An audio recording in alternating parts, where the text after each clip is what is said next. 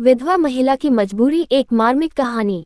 भूमिका। ये कहानी एक ऐसी विधवा महिला की है जिसने समाज की कठिनाइयों, आर्थिक तंगी और मानसिक संघर्षों का सामना करते हुए अपने बच्चों के लिए एक नया रास्ता खोजा। ये सिर्फ एक कहानी नहीं, बल्कि लाखों विधवा महिलाओं की वास्तविकता है जो अपनी मजबूरी को अपनी ताकत में बदलने की कोशिश करती हैं। पहला भाग, खुशहाल जिंदगी से अकेलेपन तक। रेखा एक साधारण गृहिणी थी जिसका जीवन अपने पति आनंद और 2 बच्चों रोहन और पायल के साथ हंसी खुशी बीत रहा था। आनंद एक प्राइवेट कंपनी में काम करता था और उनका जीवन मध्यम वर्गीय होते हुए भी संतोषजनक था। लेकिन एक दिन अचानक आई दुर्घटना ने रेखा की दुनिया उजाड़ दी। एक सड़क हादसे में आनंद की मौत हो गई। ये खबर सुनकर रेखा के पैरों तले जमीन खिसक गई। उसे यकीन ही नहीं हो रहा था कि जो इंसान सुबह हंसते हुए घर से निकला था वह अब कभी वापस नहीं आएगा। आनंद की मौत के बाद रेखा की जिंदगी पूरी तरह बदल गई। उसके ससुराल वालों ने धीरे धीरे उससे दूरी बना ली क्योंकि उन्हें अब रेखा और उसके बच्चों की जिम्मेदारी उठाने में रुचि नहीं थी। कुछ रिश्तेदारों ने सहानुभूति जताई, लेकिन कोई भी आगे बढ़कर मदद करने को तैयार नहीं था। दूसरा भाग, समाज की क्रूरता और आर्थिक तंगी। रेखा के लिए अब हर दिन एक नई चुनौती थी। जब तक आनंद था वह घर की जिम्मेदारियों से मुक्त थी, लेकिन अब उसे घर चलाने के लिए नौकरी करनी थी।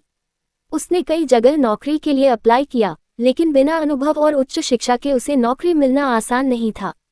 वह सिलाई कढ़ाई का काम जानती थी, इसलिए उसने सोचा कि घर पर ही सिलाई का काम शुरू किया जाए। उसने अपने पड़ोस की औरतों के कपड़े सिलने शुरू किए, लेकिन आमदनी इतनी नहीं थी कि वह अपने बच्चों की पढ़ाई और घर का खर्च चला सके। समाज की नज़रों में भी अब रेखा एक असहाय विधवा बन चुकी थी। कुछ लोग उसे सहानुभूति देते तो कुछ उसे ताने मारते। कुछ मर्दों की नज़रें अब उसे एक अवसर के रूप में देखने लगी। एक दिन उसके मोहल्ले का एक आदमी, जिसका नाम रमेश था, उससे बोला, रेखा जी, अकेली औरत के लिए दुनिया बहुत मुश्किल होती है। अगर आपको कोई सहारा चाहिए तो मैं हूं न।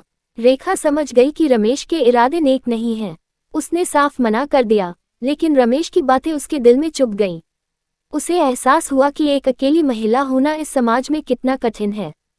तीसरा भाग, आत्मनिर्भर बनने की राह। रेखा ने तय कर लिया कि वह किसी के सहारे नहीं रहेगी, बल्कि खुद अपनी तकदीर बदलेगी। उसने बैंक से लोन लेकर अपना खुद का सिलाई सेंटर खोलने की योजना बनाई।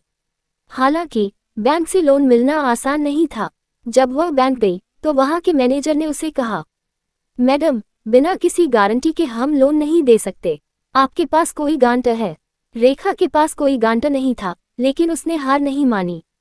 उसने एक महिला स्वयं सहायता समूह के बारे में सुना था जो महिलाओं को आत्मनिर्भर बनने में मदद करता था। वह वहां गई और अपनी समस्या बताई। समूह की महिलाओं ने उसकी मदद की और उसे लोन दिलाने में सहायता की। अब रेखा ने अपना खुद का एक छोटा सिलाई सेंटर खोल लिया। उसने आसपास की अन्य महिलाओं को भी काम पर रखा और धीरे धीरे उसकी दुकान चलने लगी। उसकी मेहनत रंग लाने लगी और उसका आत्मविश्वास बढ़ता गया। चौथा भाग, बच्चों का भविष्य और समाज का बदलता नजरिया। रेखा का सिलाई सेंटर अब अच्छा चलने लगा था। वह अपने बच्चों को अच्छे स्कूल में पढ़ाने लगी और उनकी परवरिश में कोई कमी नहीं रखी। अब वही लोग जो कभी उसे ताने मारते थे उसकी तारीफ करने लगे थे। एक दिन वही बैंक मैनेजर, जिसने उसे लोन देने से इनकार किया था, खुद उसके सिलाई सेंटर पर आया और कहा, मैडम, आपने जो किया वह काबिले तारीफ है। अब अगर आपको और लोन चाहिए तो हम मदद के लिए तैयार हैं।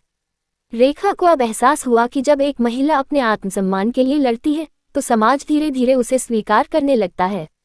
पांचवा भाग, समाज के लिए प्रेरणा। अब रेखा सिर्फ अपने लिए ही नहीं, बल्कि अन्य विधवा महिलाओं की भी मदद करने लगी थी। उसने एक समूह बनाया जिसमें उन महिलाओं को सिलाई कढ़ाई और दूसरे काम सिखाए जाते थे जो आर्थिक रूप से कमजोर थीं। अब उसकी पहचान सिर्फ एक विधवा महिला की नहीं थी, बल्कि एक आत्मनिर्भर और सफल महिला की थी। उसकी जिंदगी की यह नई राह उसकी मजबूरी से शुरू हुई थी, लेकिन अब वह हजारों महिलाओं के लिए प्रेरणा बन चुकी थी। रेखा की कहानी हमें ये सिखाती है कि मजबूरी चाहे कितनी भी बड़ी क्यों न हो, अगर हम अपने आत्मसम्मान और मेहनत पर विश्वास रखें तो कोई भी बात